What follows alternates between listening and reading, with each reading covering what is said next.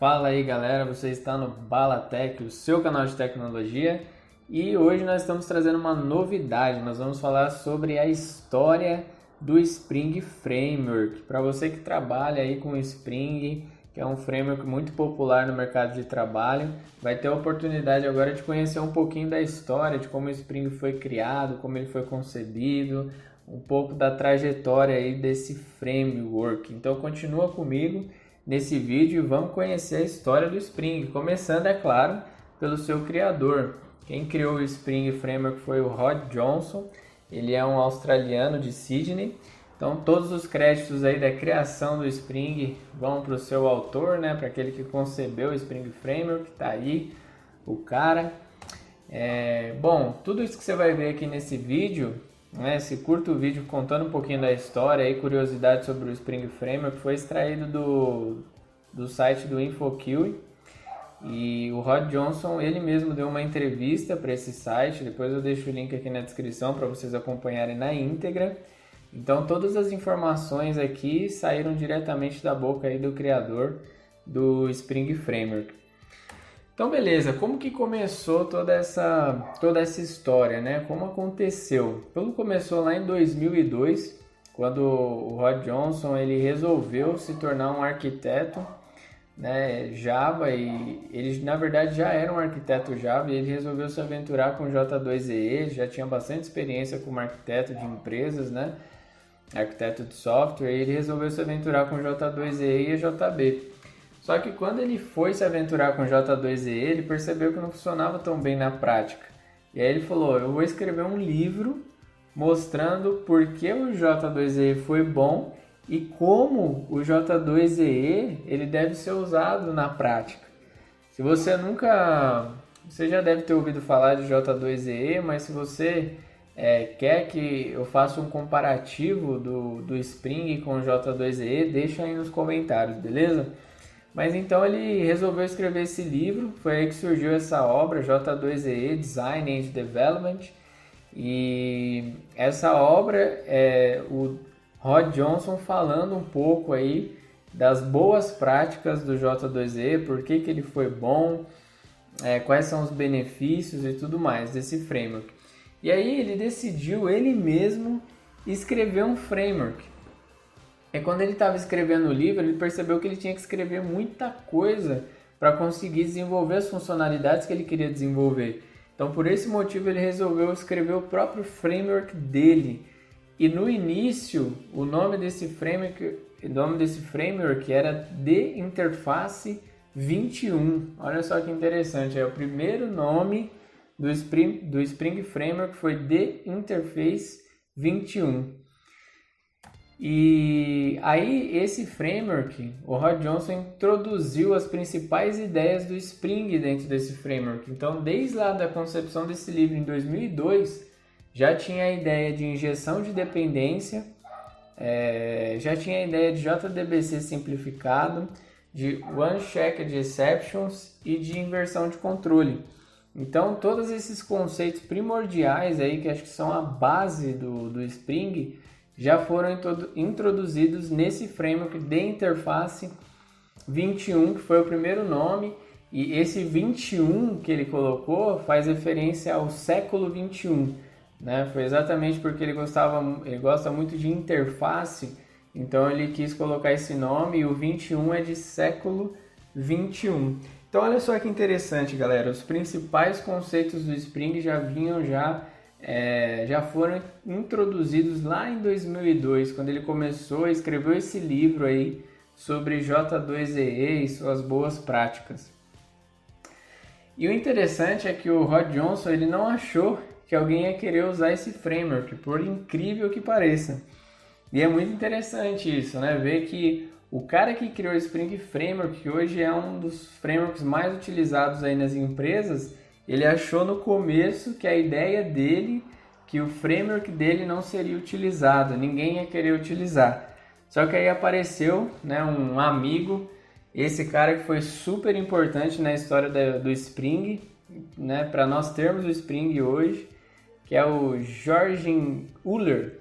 Ele que convenceu o Rod Johnson a tornar o Spring Framework open source, Então ele que convenceu o Rod Johnson, não, cara, essa ideia é boa, essa ideia vale a pena, isso aí que você fez é muito bom, vamos tornar esse negócio open source para a galera contribuir, para a galera também apoiar esse projeto, porque eu vejo futuro nisso. Então ainda bem que surgiu esse cara aí na vida do Rod Johnson para incentivar ele com isso.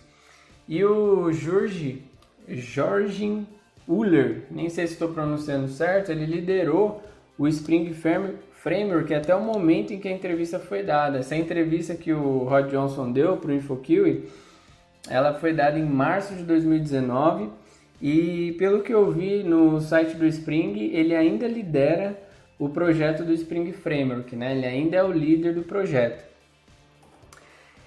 E aí, o que acontece? Esse nome que a gente conhece hoje como Spring, ele foi dado por uma pessoa da própria comunidade, né? Depois que ele abriu o framework e tornou open source, esse Jan Kahoff de Luxemburgo foi que deu a sugestão de tornar e mudar o nome para Spring. Então veio de uma pessoa da própria comunidade, olha só que legal. E aí lá em 2003, o Spring então se torna open source, em 2002 é criado como The Interface 21, 2003 já vem com o nome já com que o integrante da comunidade deu, torna-se open source. Em 2004 ele já tinha mais de 1 milhão de downloads, o framework já tinha mais de 1 milhão de downloads e em 2005 já tinha atingido o marco de 2 milhões de downloads, galera. E hoje nem se fala, né? Bom, os nomes aí da empresa, porque o Spring Framework é o framework open source, mas a empresa por trás, no início era a Interface 21, depois em 2008 o nome da empresa mudou para Spring Source, em 2011 o nome da empresa mudou para Spring. Então é legal você ver esses nomes, eu acho que esse domínio Interface 21 ele é cadastrado até hoje, se você pesquisar aí você vai encontrar. Então foi o primeiro nome aí da empresa do Rod Johnson, né, criador do Spring Framework.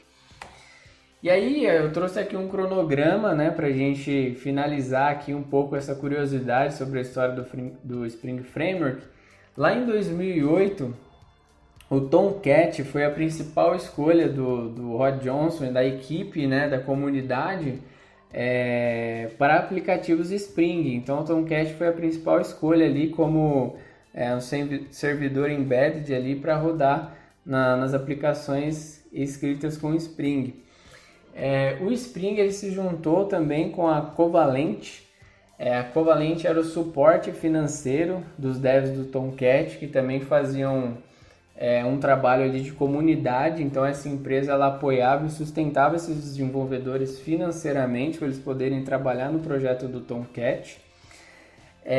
Em 2008 a Spring fez a aquisição da G2 One, que é a empresa por trás do Groove e Grails. Então o Spring adquiriu essa empresa, então foi uma aquisição muito importante para a Spring.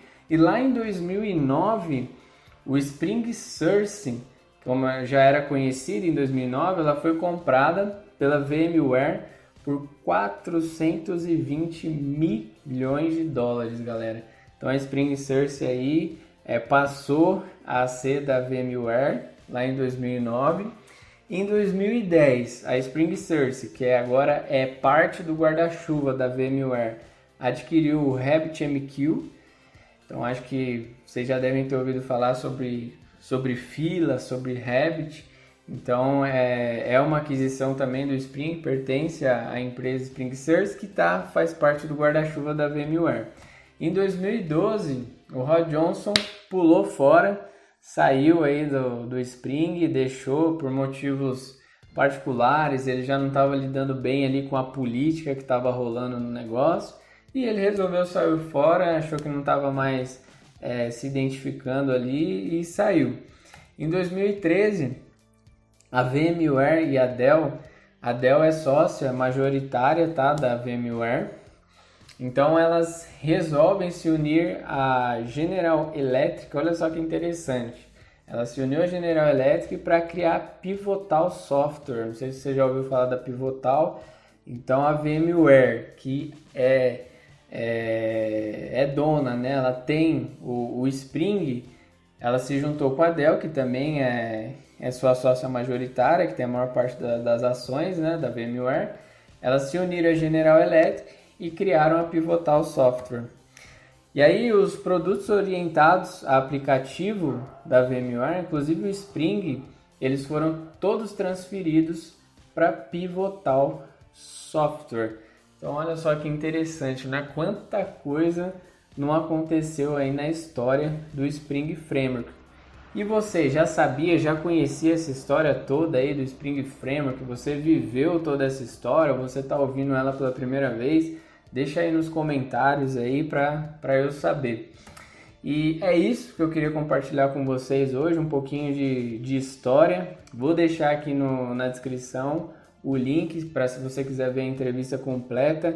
Se você curtiu, compartilha aí com a galera da tua equipe, compartilha com a galera da tua empresa, para eles também conhecerem um pouquinho da história do Spring Framework, porque é bem enriquecedor a gente conhecer como que nasceu, como foi concebido e as coisas que aconteceram aí no decorrer da história desse framework que hoje é tão popular no mercado.